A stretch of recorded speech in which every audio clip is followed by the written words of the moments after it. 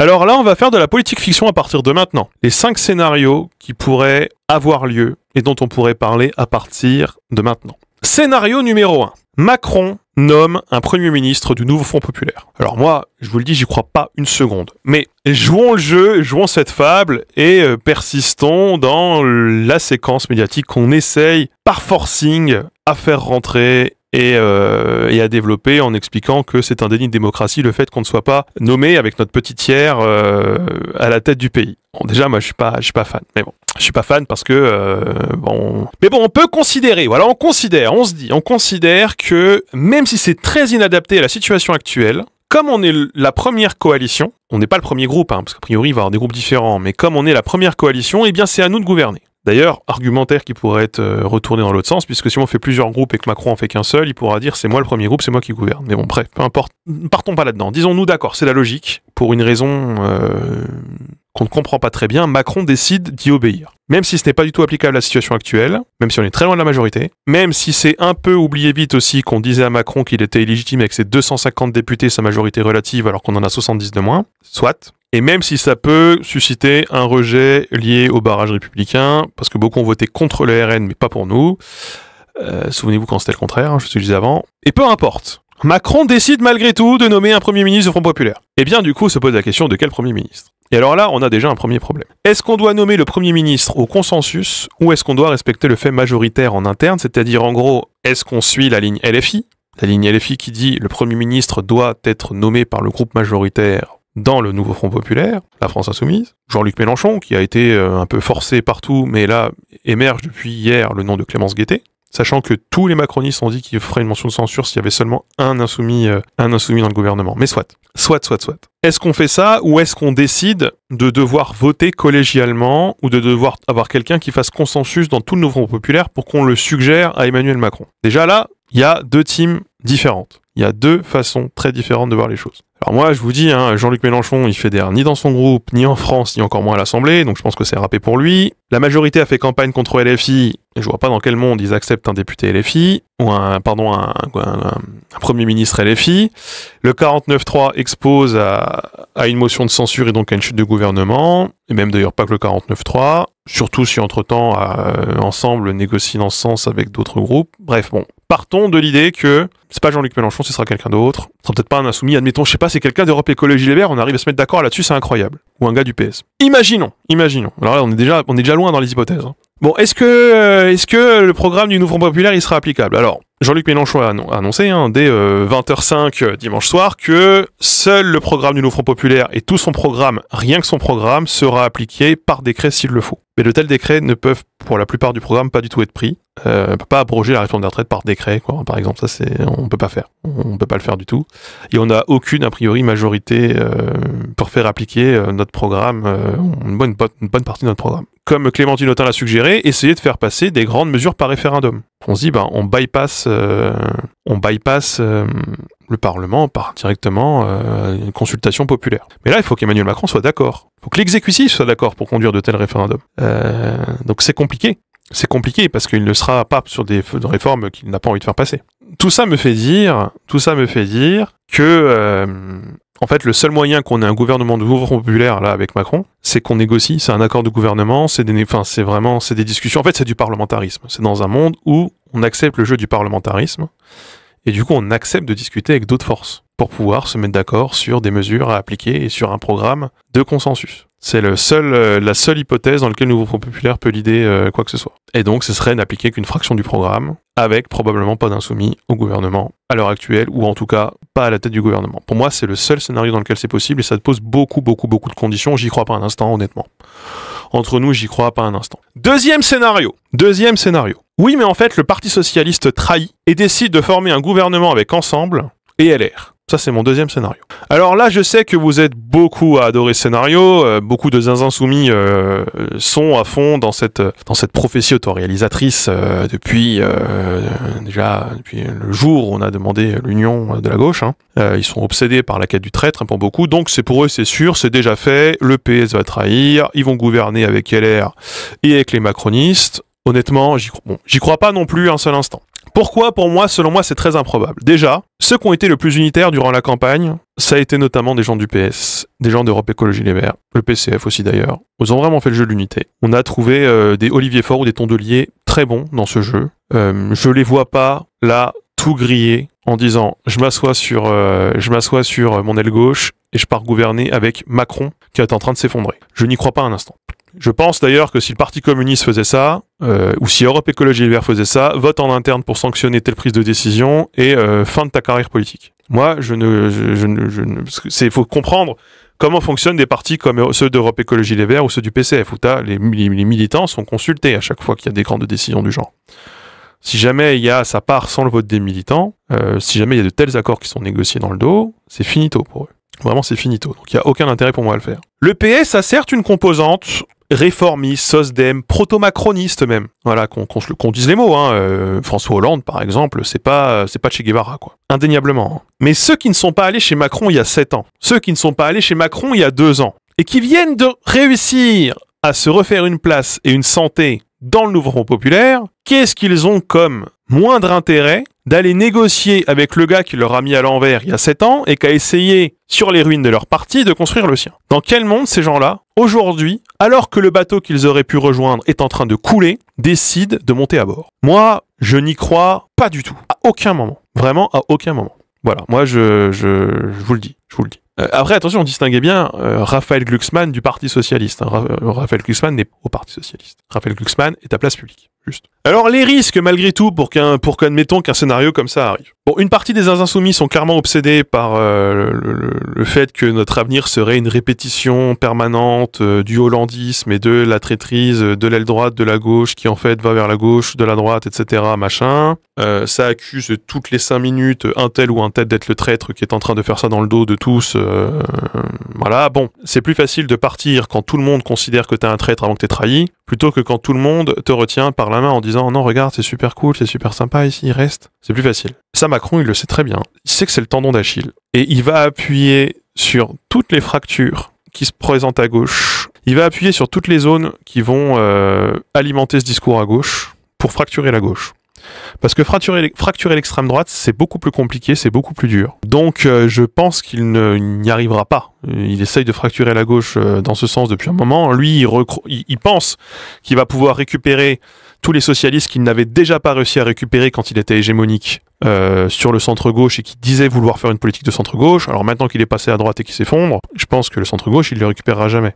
Donc je pense que Macron, il va dire regardez, nous tous sauf les filles, on est en train de discuter avec Boris Vallaud, par exemple. Ils vont pouvoir vous dire ça, les macronistes. Ça se trouve, c'est pas vrai, mais là, la partie du Front populaire qui est obsédée par le traître va prendre pour argent comptant ce genre de déclaration, il va les croire. Et puis après, on ira faire chier Boris Vallaud, et puis si on le fait assez chier, peut-être qu'il partira, oui, effectivement. Donc, moi, c'est le seul scénario que j'imagine, selon lequel le PS pourrait effectivement finir par trahir. Mais je ne crois même pas qu'il irait rejoindre ensemble.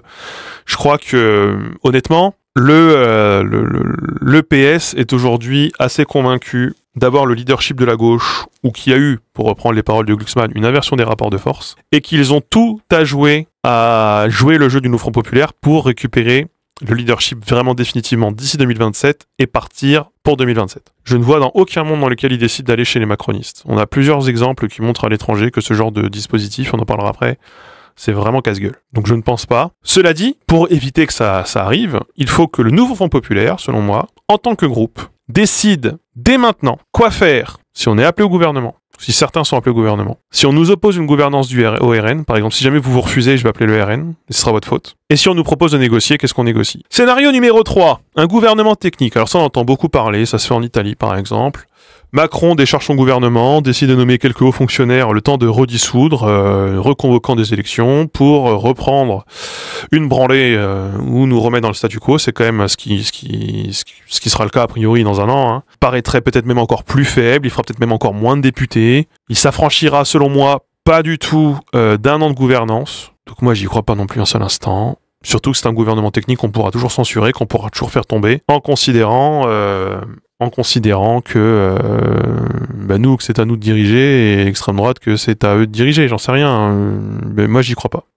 On n'a pas une assez grande culture parlementaire pour tomber tomber là-dedans. Vraiment. Quatrième scénario, qui pour moi est mon scénario privilégié, je vous le dis. Macron ne nomme pas de nouveau gouvernement. Macron garde les mêmes logiques qu'avant et continue comme si de rien n'était. Continue comme si l'élection n'avait jamais eu lieu. À peu de choses près. Alors moi j'ai plusieurs axiomes là-dedans qui vont aller dans ce sens. Macron, il a surtout fait campagne contre sa gauche depuis les européennes. Macron, il n'était pas acquis au Front républicain. Si jamais vous avez suivi un peu dans la presse, il se préparait très clairement à nommer Bardella Premier ministre si jamais il atteignait le seuil de 260 députés qu'il aurait eu sans ce même Front républicain auquel Macron n'était pas du tout acquis. Macron s'est plié au Front républicain parce qu'il a été harcelé par Tondelier Fort de la gauche et parce qu'il a été harcelé par Séjourné et Attal en interne. Sinon, il n'était pas du tout parti pour ça. Pour ça que les consignes de vote de Front républicain n'ont pas été faites au premier tour et que Macron a attendu le tout dernier moment pour pouvoir se prononcer sur un front républicain. On a Darmanin qui a refusé aussi, dès hier, toute gouvernance ou toute coalition avec le moindre député LFI ou RN qui sont considérés comme les extrêmes. Attal a vu sa démission refusée, donc a priori on va le garder. Combien de temps? 1 mois, 2 mois, 3 mois, c'est possible hein. Macron peut selon moi gouverner, tenir avec le gouvernement actuel tant qu'il tient, ou dans une version actualisée qui pencherait peut-être un peu plus sur la droite. Il y a le nom de Darmanin qui circule, par exemple, pour être nommé Premier ministre. Donc c'est une éventualité. C'est vraiment une éventualité. En cas de motion de censure pour faire tomber le gouvernement, et dans le cas où on se retrouverait potentiellement sans gouvernement, je pense que Macron fera peser la responsabilité de l'ingouvernance de la France à ceux qui déposeront son gouvernement, et accusera du coup, si c'est la gauche de plonger le pays dans le chaos, de fracturer le pays, de verser dans la tambouille, blablabla, que ce soit faux, n'y changera rien. Moi je pense que Macron il pourrait tenir avec un gouvernement à lui en s'appuyant ponctuellement sur le RN et sur les Républicains. Il peut jouer aux équilibristes, je pense, assez longtemps. Ça peut marcher notamment si par exemple il menace le nouveau Front Populaire de gouverner avec le RN si le nouveau Front Populaire le fait tomber, et vice versa, il peut menacer le RN de gouverner avec le nouveau Front Populaire si le RN le fait tomber. Et il peut tenter un espèce de jeu de poker menteur qui forcerait un statu quo et qui le présenterait peut-être dans une vision très idéaliste qu'il a de lui-même de héros qui, face à la crise, réussit à faire tenir les institutions debout. C'est possible qu'il tente quelque chose dans cette direction. Il n'a pas forcément cette culture parlementaire et cette culture du statu quo, voilà, mais ça pourrait être la moins pire des solutions pour lui. Comme ça, il resterait maître. Il pourrait négocier le maintien de son gouvernement en se sauvant d'un côté ou de l'autre en fonction des projets de loi, et il pourrait en fait se limiter aux affaires courantes. Un statu quo où il ne fait pas de grandes propositions de loi, mais où il se pose en tant que sauveur des institutions et en faisant tenir la baraque tant bien que mal. Moi, j'ai 2 exemples en Europe où ce genre de choses s'est passé. Si vous voulez bien, on peut les évoquer. Ça s'est passé en Allemagne, par exemple. Angela Merkel, pour son 4e mandat, s'est retrouvée avec une majorité minoritaire, très minoritaire. Et elle a dû se contenter, pendant une bonne partie de son 4e mandat, de gérer les affaires courantes dans une forme de statu quo permanent. Parce que sa gauche, que ce soit les SOSDEM, le SPD ou Die Linke, a refusé la coalition avec elle à cause des questions migratoires, et en parallèle, la CDU-CSU, qui est son parti, menaçait de la destituer, elle, si jamais elle n'était pas ferme sur les questions migratoires. On était pendant la crise des migrants, avant le Covid.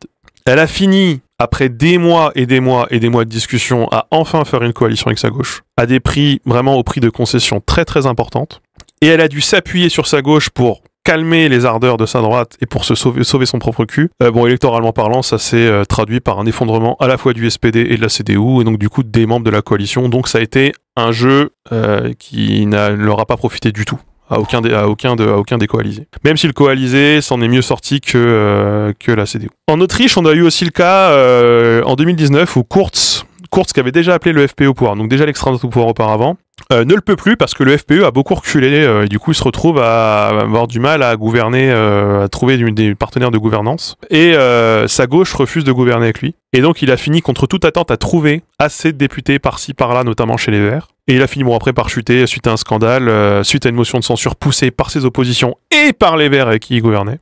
Sachant qu'il avait déjà fait, l'extrême droite avait déjà fait tomber son propre gouvernement auquel il participait avec Kurz à l'époque. Donc voilà, ces parallèles ne sont pas du tout applicables à la France, parce qu'on n'a pas du tout la même culture politique, on a une situation très différente.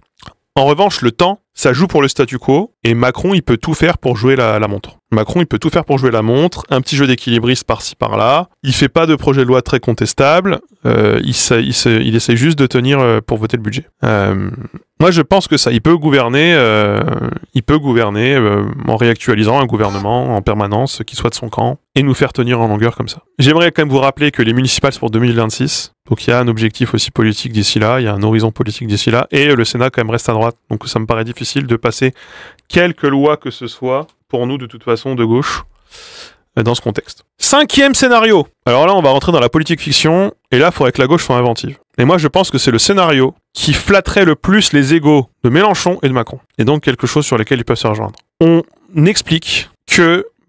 On essaye d'expliquer tout simplement que la 5e République est inadaptée à une tripartition de la vie politique. Qu'il faut qu'on passe vers un autre régime, parlementaire ou pas. Le blocage, il peut durer vraiment longtemps jusqu'à l'usure, et donc au bout d'un moment, il va bien falloir qu'on en sorte. Je sais que Macron est obsédé par l'histoire de France, il aimerait être le De Gaulle du 21e siècle, il aimerait vraiment être celui qui marque les esprits, donc c'est quelque chose sur lequel on jouait. Et Mélenchon pense aussi qu'il a un destin exceptionnel à accomplir, une prophétie, voilà, il est dans un shonen. Pour moi, le seul moyen, mais arrêtez d'appeler ça l'option Viktorovitch, ça fait depuis 2012 moi, que je défends la Constituante, donc vous m'avez entendu la défendre ici bien avant, peut-être même que lui, je ne sais pas. Mais oui, l'idée, c'est de dire, il faut qu'on fasse la 6ème République. C'est le moyen le plus simple pour Mélenchon et pour Macron de revendiquer une victoire. De revendiquer vraiment une victoire, de changer le paradigme.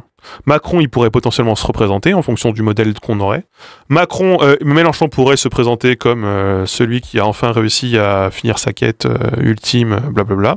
On pourrait revendiquer ça comme une victoire de la gauche. Et on pourrait, qui sait, peut-être créer des conditions favorables au recul de l'extrême droite, à la prise en considération plus ancrée de la voix du peuple, plus de démocratie. Et on pourrait là obtenir une majorité pour mettre ça en place. Moi, je crois que ça n'arrivera pas. Ça n'arrivera jamais. Mais bon, moi je veux pas qu'ils se rejoignent. Je sais juste que ce qui se passe actuellement, on est dans une guerre d'ego là. Emmanuel Macron, il gouverne selon son ego.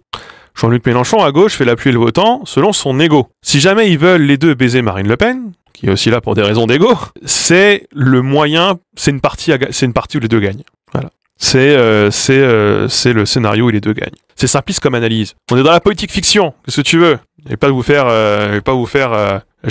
tous les épisodes d'un Baron Noir 2 sur cette saison concernant ce feuilleton. Donc, écoutez, à moins que ça se soit poussé, je pense que c'est quand même l'un des scénarios sur lequel on devrait travailler, nous, pousser pour. Parce que moi, je suis vraiment... Là, on est en train de prendre le scénario contraire. J'ai entendu ce matin, hier encore, des membres de la France Insoumise, Clémence Guettet, Mathilde Panot, mais pas que Aymeric Caron aussi, qui a tout dans ce sens.